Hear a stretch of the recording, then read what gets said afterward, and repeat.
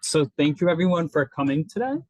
Today is our final event for Refugee and Migrant Advocacy Week. All week we have been doing programs focusing on refugee advocacy. On Tuesday, we had an event focusing specifically on the New York City migrant crisis.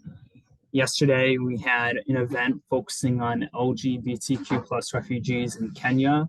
And today we are honored to have three panelists talking about the Biden administration's refugee and southern border policies.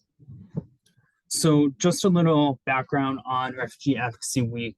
We started it last year in partnership with the Holocaust Genocide and Interfaith Education Center and Campus Ministry and Social Action. The reason we started it was to take refugee advocacy beyond the headlines of the news. I created an event during the Afghanistan crisis and the refugees that were coming over to the US. But we really felt that there are so many displacement crises in the world going on, with now over 108 million people displaced, that we really needed to have an advocacy week to take it beyond just what the news is showing with Afghanistan and Ukraine. So with that being said, we are honored to have three guests today.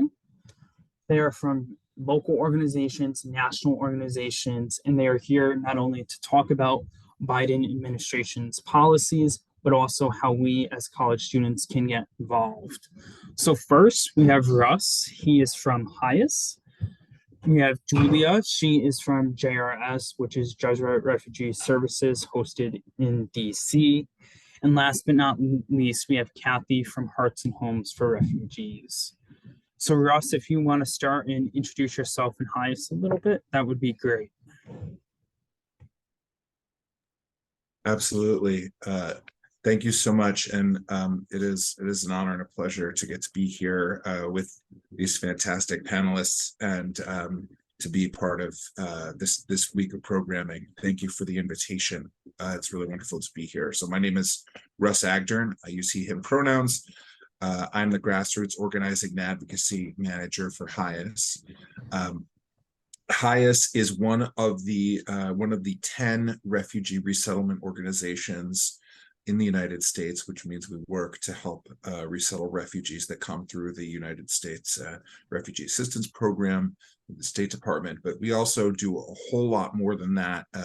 We are global in our presence, working with refugees, asylum seekers, and displaced people in, I want to say, I believe we're at, it's over 20 countries across the world. And our work started in the late 19th century, working to help support Jews who were coming to the United States, and that was sort of the base of the program for a significant amount of time until the later half of the later part of the 20th century, where our work transitioned to not just supporting Jews but working to support refugees of all races, religions, nationalities, and backgrounds, and building out our presence throughout the country through local resettlement and also throughout the world in terms of humanitarian support. There's a lot more to say, but I know our other panelists have a lot to say about their incredible work, so I'm going to pause there. Thank you, Russ. Julia, would you like to introduce yourself in JRS? Yes, thanks so much, Chris, and thanks for having me as well. It's great to be here. Thanks, everyone, for joining us today. So I'm Julia McPherson. I'm the Vice President of Advocacy and Operations at Jesuit Refugee Service USA, based in Washington, D.C. We are an international Catholic humanitarian organization working in 58 countries around the world, specifically focused on refugees and other forcibly displaced persons. So we've been operating since 1980. We were founded by Father Pedro Arrupe, who was the head of the Jesuits, which is a Catholic order of priests and brothers at that time. And he wanted to respond to the Vietnamese boat people crisis. And since that first intervention, we're now intervening across the globe and focusing specifically on a few different things in our overseas work. We provide access to education for refugees and other displaced persons. We also invest in programs focused on mental health and psychosocial support. And depending on the country and the context, we also offer some legal representation, legal services, reconciliation programs. Really depends on the country and the context. In addition to the overseas work, we do have a few domestic programs. One at the border in El Paso. It's a binational program with our colleagues in Mexico. And through that program, we offer legal services and mental health and psychosocial support services to migrants and asylum seekers. And then we also have a long-standing program. It's actually a contract that we have with the Department of Homeland Security for a chaplaincy initiative. So there are 5 federal detention centers, and we have a chaplain in each of those detention centers that offers religious services of any faith background for the detainees. So, so 2 sort of specific domestically focused interventions that we work on. And then my role, as you can tell from my title, is focused on advocacy. So looking forward to having some conversations around the current policies that are impacting some of our work. Thank you, Julia. Kathy, go ahead. Thank you so much, Chris. Thanks for pulling this very important event together. It's nice to see my colleagues in this space, Julia and Russ. Also, I wanted to acknowledge that in the audience is Lori Kapner-Haas, board member and volunteer extraordinaire with Hearts and Homes for Refugees. And I was going to be there with her today, but I am under the weather. And so she's there, but has some materials. And also we'll probably talk about after we hang up, the Students for Refugees group, because she is there to inspire some students to possibly start a Students for Refugees chapter at Manhattan College. So Hearts and Homes for Refugees is a more local, nonprofit grassroots organization that I started 8 years ago with the intention of welcoming and resettling refugees, and also to inspire, educate, and equip others to do the same. The mission wasn't just to welcome one family. We wanted it to be something bigger because we knew this was possible. And 8 years later, you can see throughout the lower Hudson Valley a number of community-sponsored groups, thousands of refugees, and Hearts and Homes has been leading that movement since 2016. We bring together and engage community partners from faith groups, interfaith groups, civic groups, to be a part of the scaffolding of support around refugees. And we follow the community sponsorship model, which is addressing every need from the moment a refugee arrives at the airport, housing, furnishing, navigating the medical needs in the community, the cultural orientation and community adaptation. We really build the support and scaffolding in ways that you can imagine anyone coming to a country without the language, without the culture, and having fled their own country, not because they chose to, but because they were forced to flee. So there are many opportunities for people to get involved. And that's one of the things that we do, is we identify ways that anyone could be involved in this work, whether it's, driving once a month to fully leading a cohort of volunteers. So we said 6, 7, 8 years ago that if you build it, they will come. And we convinced HIAS and Catholic Charities to come to Westchester County. And they have been incredible partners in resettlement with Hearts and Homes and with other community-sponsored groups. So thanks to them and to the IRC and Church World Service, because without those partners in community sponsorship, this would not have been possible. I'll talk a little later when you ask questions about it, how this model is expanding and why there is hope for the U.S. Refugee Admissions Program. Thank you, and thank you all for being here today. So since this is a reflection on the Biden administration's policies in regards to the southern border and refugees, why don't we start at the very beginning of the Biden administration with Title 42 during COVID-19, even though this policy was implemented during the Trump administration. So I'll have Russ, if you feel comfortable starting, what is Title 42 for those of us that don't know or need a refresher? And what impact did it have on the United States immigration system? Sure. Thank you so much. Title 42. Title 42 is actually was a workaround. Basically, it was. I'm going to try to. I'm going to give you the answer and also sort of break down how it worked. And obviously, both Julia and Kathy, I'm sure, have plenty to say about how Title 42 has impacted everything. So it was actually a medical code, and it was used by the Trump administration to stop people from coming across the border for basically any reason whatsoever, on the grounds that while the emergency authorization, the national emergency for COVID-19 was in place, that people would not be allowed to come in and claim asylum. And this was already well in place by the time the Biden administration took office. What it basically did was it essentially ended the right to claim asylum, which is an internationally recognized right. It ended it here for several years until the emergency was lifted. And I mean, what that meant was that people who were, who were running away from home and were trying to seek a safe place to call home, a safe new place to call home and claim asylum here, running from whatever terrible, difficult, challenging things that they were trying to flee from to become, to be safe for themselves and their families, were not able to come across the border. And it meant that there were a lot of people that were basically trapped at the Mexico-U.S. border. And it meant that that problem was then also that was also a difficult moment for the people that were there, waiting to try to find a way across in Mexico.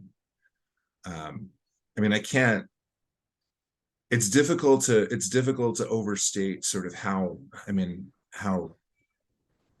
devastating that was for so many people who were just looking for an opportunity to try to come here and to have, to try to start some kind of a new life here. When the emergency authorization, I keep saying authorization because I think about the other piece of it, which is the COVID emergency, right? When the COVID emergency was ended, that ended the authority for the government to use Title 42 to keep people out. When the Biden administration did that, and I'll say, for folks who are still keeping their eye on the COVID-19 pandemic, right? The cost of that also is, right, vaccine costs go up for individuals. Tests are no longer free for a lot of people. They just reinstated a program after a long time of not having that. But one of the other, the other consequence of that is they needed to work to have something in place, some kind of system in place that would work to process people justly and fairly. And what instead happened, and this is jumping a little bit in terms of ahead, so maybe I'll stop here and see what Julia and Kathy have to add. But what instead happened is there are a bunch of things that the Biden administration put in place to replace Title 42, including some very difficult, problematic things that the previous administration had put in place in addition to Title 42. So let me pause there and let Julia and Kathy jump in if you guys want to jump in and add. Yeah, happy to add a few thoughts. That was a great overview, Russ. Maybe two points. One is just to emphasize how discriminatory this policy was. It was based in this public health emergency premise, but it targeted asylum seekers. So we know that during the COVID pandemic, there were people coming in and out of the United States constantly, right? There were no limitations on people arriving in the United States.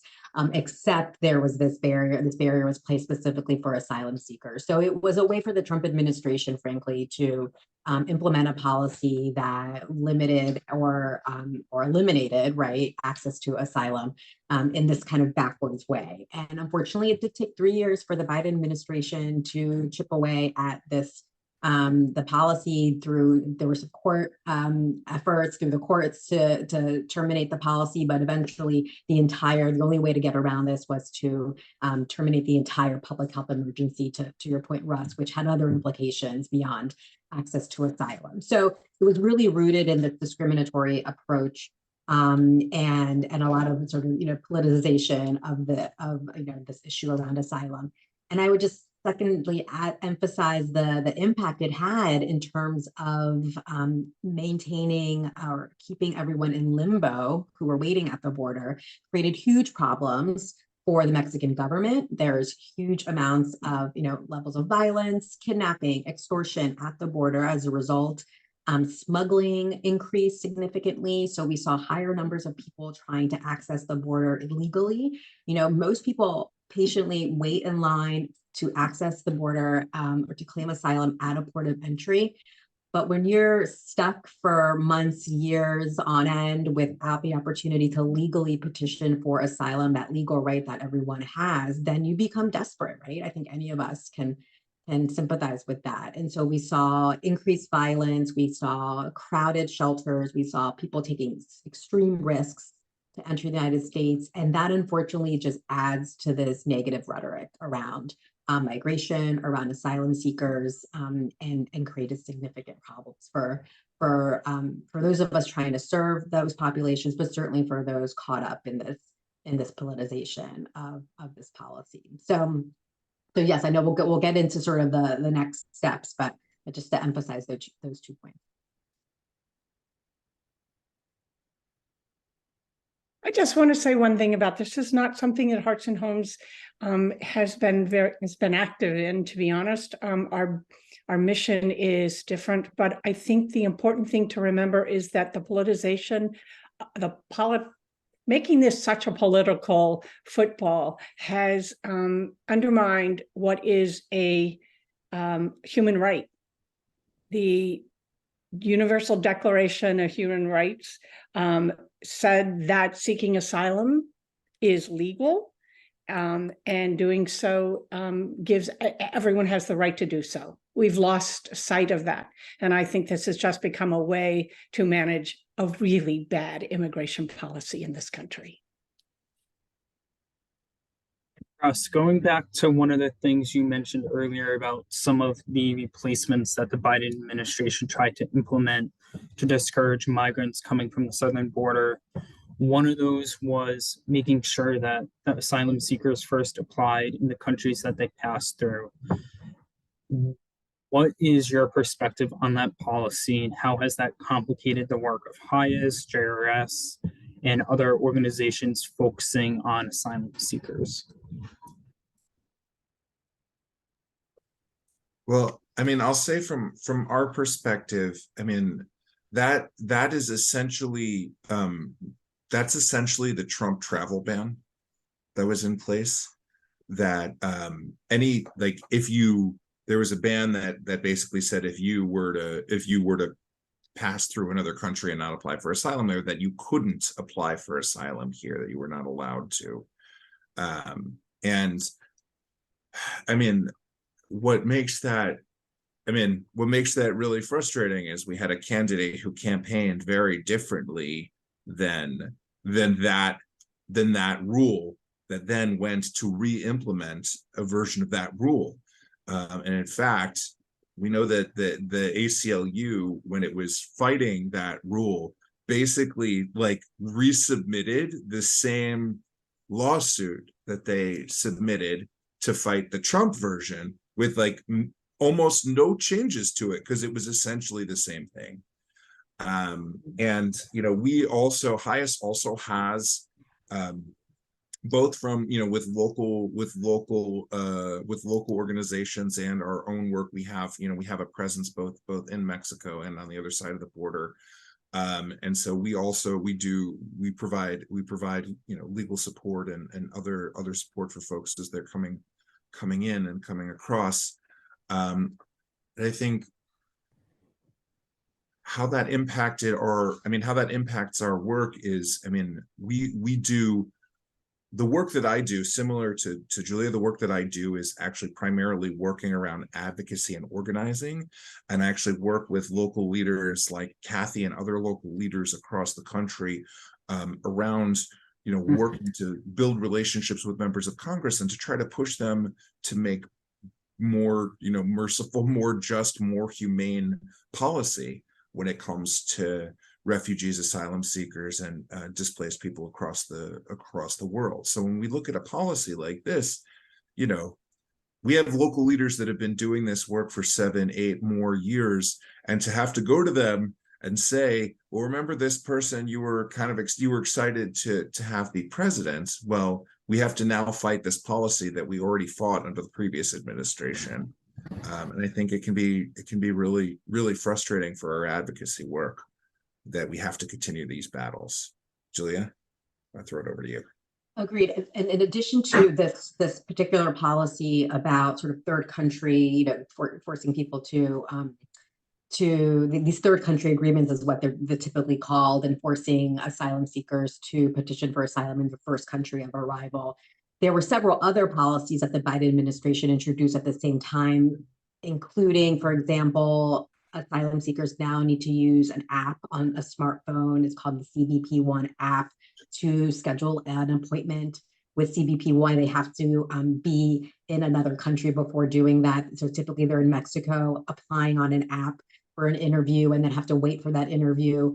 And imagine the complications around, whether or not an asylum seeker has access to a smartphone, the congestion in terms of scheduling an interview, the technical challenges around that. So there are many things that the Biden administration has sort of introduced in this period after Title 42.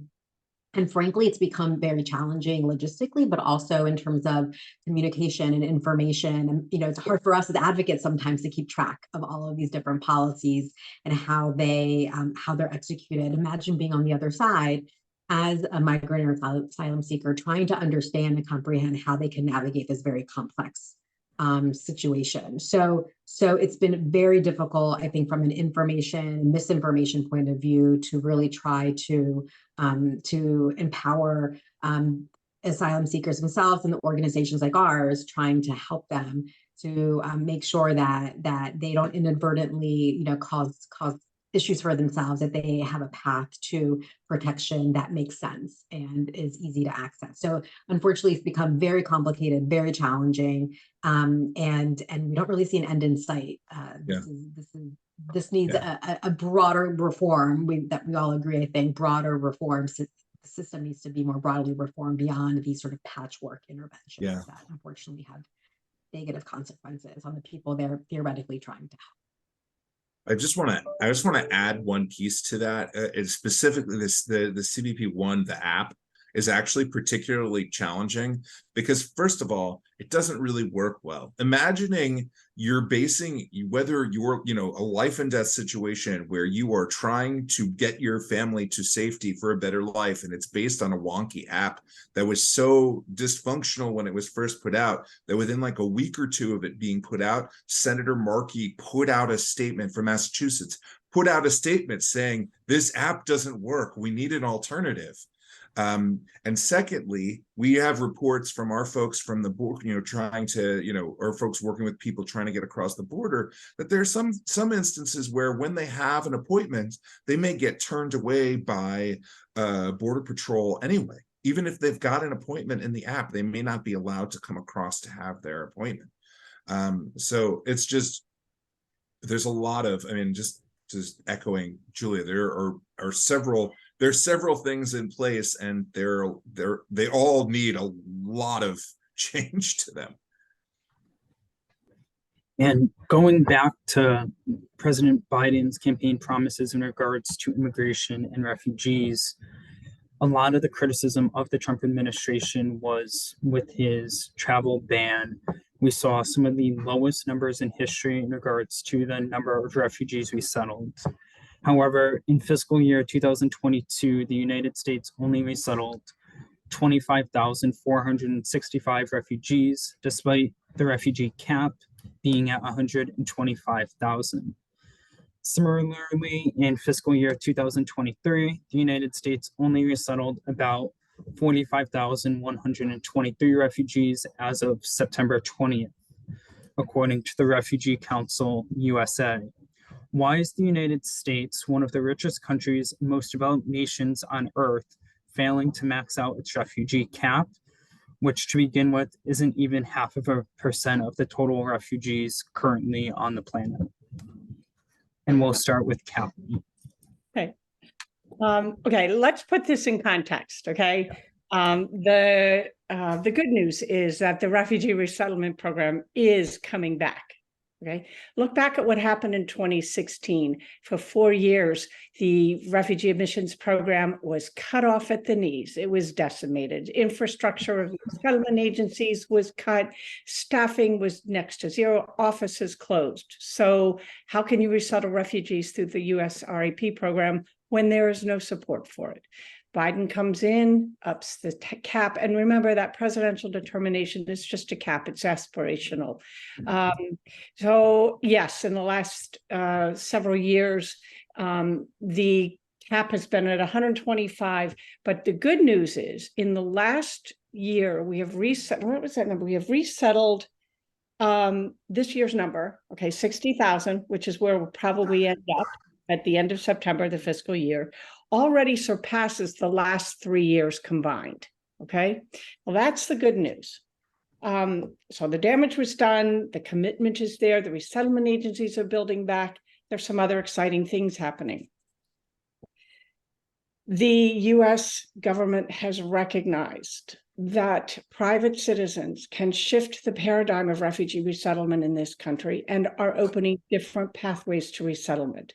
Private citizens can now opt in to resettle refugees through Welcome Corps, through the U4U program. Operation Allies Welcome is how nearly, 90,000 Afghans came into this country. The U4U program, Biden set the goal at 100,000. We're already up to 300,000 Ukrainians in this country. The reason they aren't counted is because they are coming in with other status, humanitarian parole. So they do not count toward the number of refugees through the US refugee admissions program.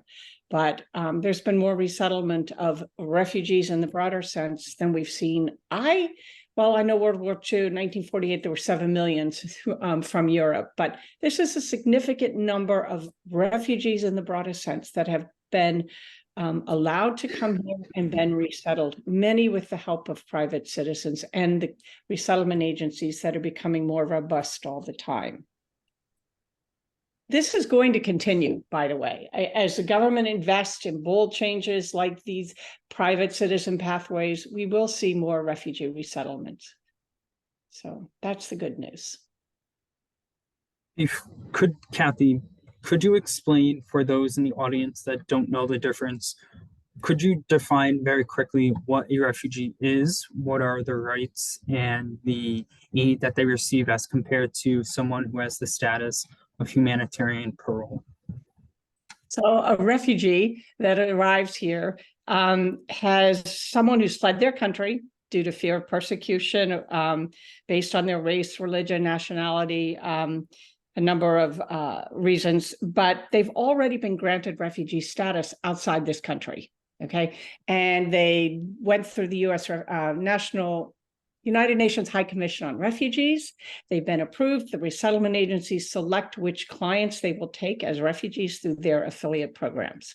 So they are already approved. The humanitarian parole is a status that is given in an emergency situation, when the country has fallen to the Taliban, when a war erupts in Ukraine. Those are humanitarian paroles. They are receiving temporary status. A refugee comes here and they have permanent status.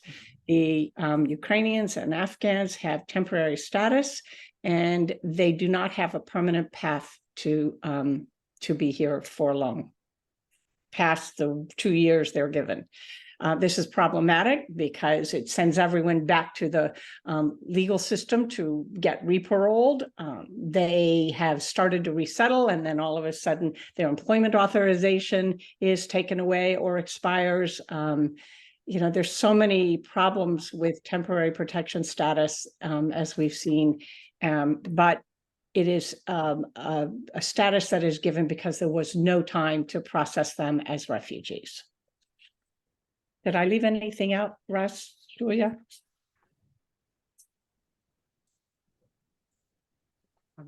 Maybe I'll add a couple things on the resettlement question in terms of the U.S. government's, the political will. And I agree with you 100%, Kathy, being creative with this private sponsorship program, trying to engage communities in a more proactive way. I've been in meetings with State Department officials who spearhead this effort from inside the government, and they are doing everything that they can with a divided Congress to get the funding that they need to execute this program. It's just so unfortunate that the program was decimated the way it was, during the Trump administration, and it's taking a long time for it to rebuild. So we have to be patient, but there's a lot of urgency there as well, right? Because the need is so significant. So I think we as advocates at least are trying to be as persuasive and aggressive as possible to make sure that those 125,000 slots are taken, while also acknowledging that there are limitations and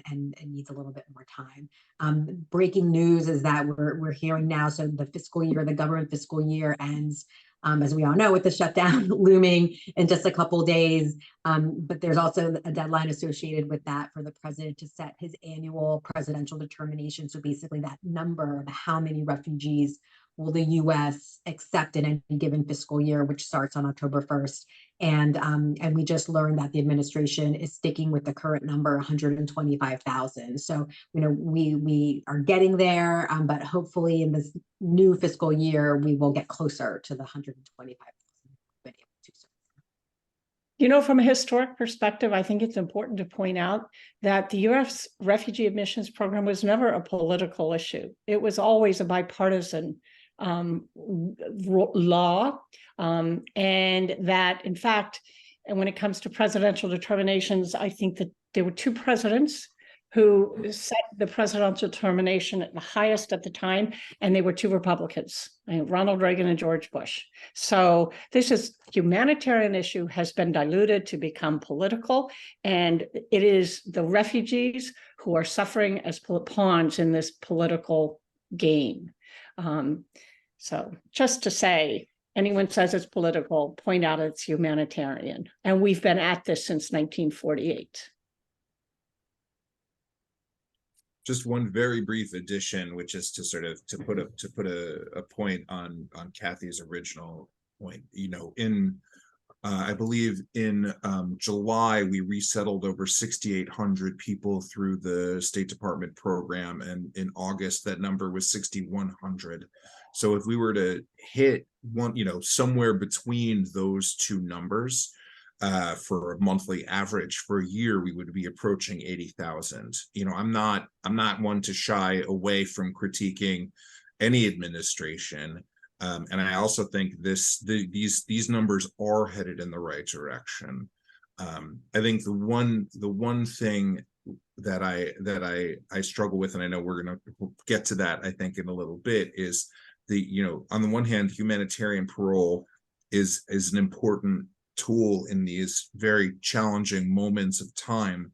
And also because it doesn't have a pathway, at some point we have to figure out what the pathway is for the folks that come here from those particular situations, right? Like we have Afghans that have been here since September of 2021 who we're trying to figure out what the long-term solution is, and there's continuing efforts to extend the road that they're on without actually turning that road into a way they can stay here permanently without worrying about status. Like that hasn't happened yet. And so it's true, Kathy's perspective that there have been a whole bunch of additional people that have come in through US programs that were not the State Department program. And also, like, we need to figure out how we make sure those folks have the opportunity to make the United States their home, if that's where they want to be. One of the programs that Russ was referring to is the Afghan Readjustment Act.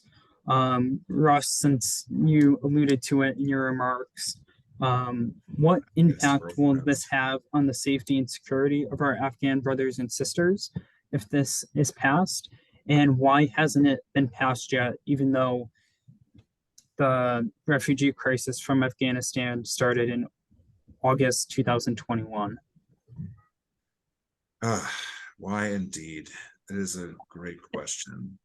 So the Afghan, for folks that, you know, just to like make sure we're keeping everybody on the same page, the Afghan Adjustment Act would basically create this pathway to permanent residency and then citizenship that Afghans that are here under the humanitarian parole program do not presently have, that there's presently no way for them to do that. And this would create that opportunity for them. And it was based on the idea of, you know, other previous instances where there was this sort of immediate big migration in part from a military conflict. So, you know, there's I believe the Cuban Adjustment Act is one of the pieces of legislation that this was based on. And it is a piece of legislation that, and folks have been arguing for. In fact, some of Kathy's neighbors and some of the local leaders that Hyas works with and folks that work with Kathy have been pushing hard for this since before the evacuation, right? So in the spring of 2021, I was having conversations with leaders about what is the plan. Is there going to be some sort of adjustment act? We need to be focused on this and think about this because it doesn't seem like there's a plan in place. In terms of the why, I think there are, I mean, to put it bluntly, I think there are a few key holdouts in Congress and the Senate that are the biggest obstacles to this. I've been in justice work for a long time, over 20-something years, in a variety of campaigns, different organizations doing different kinds of organizing, federal, state, and local. The coalition, the broad coalition of people who are interested in seeing the Afghan Adjustment Act get done is one of the broadest from a geographic perspective, from a political perspective. You know, you've got organizations of faith like Julia's in mind. You've got organizations, you've got veteran organizations, chambers of commerce, labor unions. You know, you're getting op-eds from Fox, from the Wall Street Journal, as well as other places, and stories that are covering this. It is really a broad-based coalition. And right now we're up to 14 co-sponsors in the Senate, 7 of each side of Democratic and Republican. I believe, Julia, if I got this number wrong, please correct me. I believe we are at 42 co-sponsors for the Afghan Adjustment Act in the House. And again, split up that way, 50-50. So we've got, what's clear is that if there was a vote, this thing would pass. So it's a question of building enough momentum and exploring all the different avenues to find a way to get around the roadblocks and get that vote. And that's sort of where we are now with it.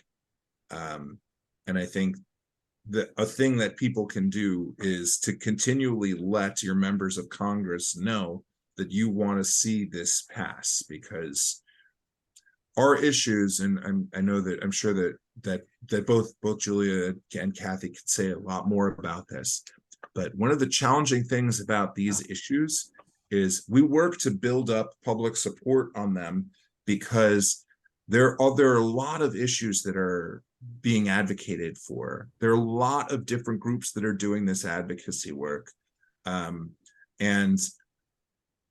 the organizing that we're doing, the voices that we are raising in standing alongside refugees and asylum seekers and folks who are speaking out, like, we can be powerful allies if we speak up for folks, because we're adding to their voices in a way that our issues don't necessarily get the same amount of public outcry.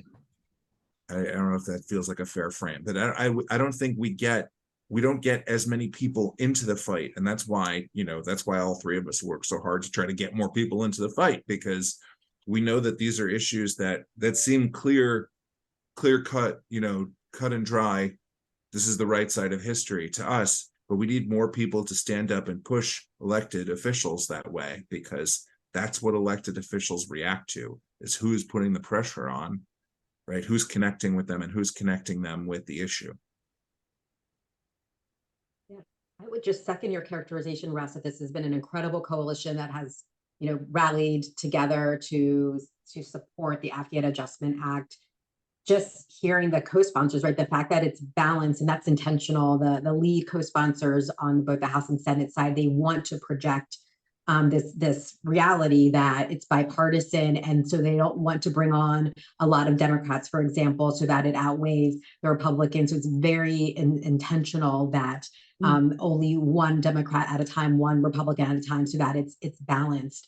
And there's no reason why this legislation should not pass. That frankly, I think it's gotten caught up in politics again, where there's this hesitation related to the Biden administration and how it handled the withdrawal from Afghanistan, a bit of that, and then a bit of skepticism or perceived skepticism around the vetting and the security checks that were conducted during the evacuation process. Those are some of the hesitations I've heard from the members of Congress who are holding this legislation back.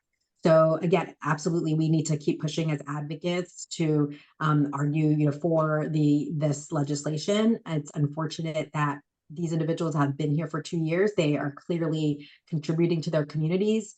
They're working, they're going to school, they are trying to integrate and rebuild their lives. There have been no issues around that, and all they want is peace of mind, and we're not able to give them that without this Adjustment Act moving forward. This sort of tentative parole situation that's extended haphazardly. Some of them are trying to apply for asylum, but we've already talked about how complicated the asylum system is. So this will be an important way for us to demonstrate the fact that we value the contributions that Afghans have made to the U.S.'s policies in the past, and that we're ready to accept them here in the United States. Can I just speak to the audience with something very specific? Russ has been leading this grassroots group for 2 years now, Russ? Focusing on issues. And if you want to see what you should be advocating for and want to understand issues, go to Hyas's advocacy work and look at it. And they'll give you plenty of opportunity to write your senators, reach out to your congressmen, just follow them. You don't have to reinvent the wheel. You can do that. And we happen to have brought a stack of postcards for our advocacy work that says things like, don't build bridges. I don't know if they're in there, right, Chris? Yes. Lori's probably holding them up right now. And these are postcards you can write your messages and you can send to your members of Congress, your senators, your representatives. And listen, we know the New York members of Congress and senators are very favorable toward refugees, and I'm not even sure who has co-signed the bill. But the point is, even validating their support is important. So please do that. They like to know they really took the right step in doing that. So we're going to leave you hundreds of postcards, and you can talk and send this about the Afghan Adjustment Act. And then there will be other opportunities for advocacy to support refugees throughout the year. And we'll leave those beautiful postcards with you. Well, thank you. And just looking at the time, I know we're running a little short. So why don't, Kathy, thank you for the actionable items you mentioned. Julia, does JRS have any actionable items that Manhattan College students can get involved in advocacy? Yes, and similar to Hyas and other groups, we are working on these issues day in and day out from a staff perspective, but also mobilizing students in particular at Jesuit. universities, high schools, parishes, and any other community that's interested in working with us on this issue. I had a one pager that I sent over late to Chris. So if there's a way for Chris to get that out to you, I think he's going to try to do that. But we have ways for you to sign up on our website to receive our action alerts, which we send out periodically, that will prompt you to send an email to your policymaker on a particular issue. And we typically focus these issues around resettlement, around overseas funding for overseas humanitarian assistance, supporting the Afghan Adjustment Act, protecting asylum here in the United States. So a lot of the issues that we've talked about today. And then certainly encourage people to join us throughout the year during our various campaigns. We host an Advocacy Day in Washington, D.C. every spring, typically March, April timeframe. So would welcome participants then as well. So several ways that you can support some of this work through JRS. Russ, how about highest? So a lot of what Julia just said, right? We're working on a lot of the same issues, but I think right now the biggest thing that folks can do, this feels really timely and important. So we were all talking a little bit about the shutdown, the government shutdown that is pending as we were getting ready to get started. And we're really concerned about the shutdown from several perspectives. We're concerned that, so for folks that don't know, the federal budget, right? The government needs to pass a budget or some sort of budget resolution to stay open. If it doesn't pass that, there are some services that have to continue to run, but much of the government will slow down or shut down, or people will be furloughed. There's a really significantly reduced capacity. There are a few pieces of this that really are concerning to me and to us at Highest, and I'm sure also to JRS and to Hearts and Homes. So, the biggest piece is we're concerned that this is going to be in part an attack on international humanitarian aid, that is a target in the budget on that from the House leadership, the House side of things, that's going to be significantly slashed or eliminated.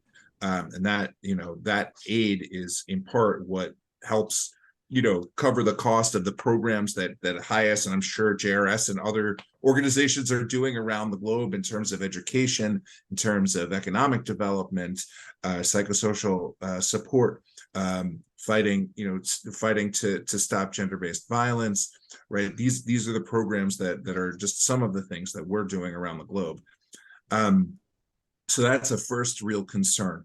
The second real concern is that government shutdown will mean that it will start to, not immediately, because people who already have their flights, it's not going to be like previous shutdowns where flights are not going to be immediately canceled, but it is going to mean that the processing of people who are looking to come to the United States through the State Department is going to slow significantly just because of staff. And a third thing that we're concerned about, a not so secret third thing, as is the parlance of the day, is we're really concerned that there are some elements of the House majority that are going to use the budget fight to try to sneak in even more draconian measures around asylum rights and the border. And they're going to use this opportunity to try to push some of those things through that they could not push through without having this weapon of a budget shutdown, of a government shutdown.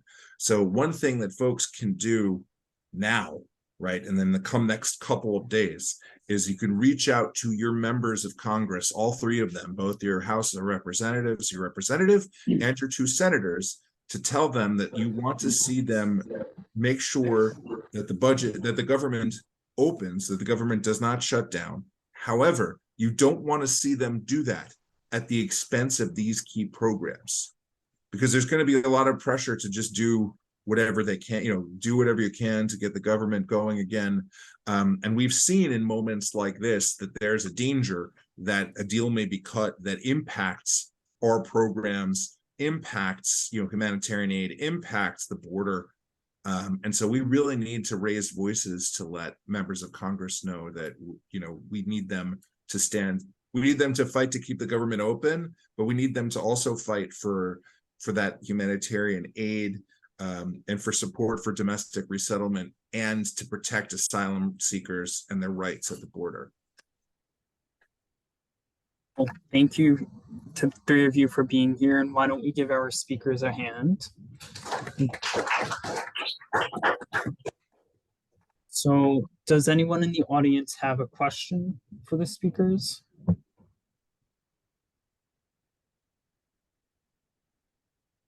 Seeing no questions, thank you, Russ, Julia, and Kathy for partaking in Refugee Advocacy Week. It has been a pleasure. This is the final event for this week, so we're hoping to do some more advocacy initiatives throughout the year. One is from now until November 17th, we are doing a winter hat and gloves drive. You could drop the hats off in the social action suite downstairs. We're collecting them for Catholic charities to distribute to the migrants that are coming up from the southern border, because they don't really come up here expecting how cold New York gets and how snowy we get. So if you can, please pick up an extra hat while you are out shopping and help us. Thank you, guys. All right. Thank you, Russ and Julia and Kathy. It was nice seeing you three again. Thank you for having me. Goodbye, everyone. Thank you. Thanks so much for having us. It's great to be here. Nice to be with Yes. you too. Thanks, Chris. And yes, I'll stay in touch. Let's go. Bye. Bye-bye.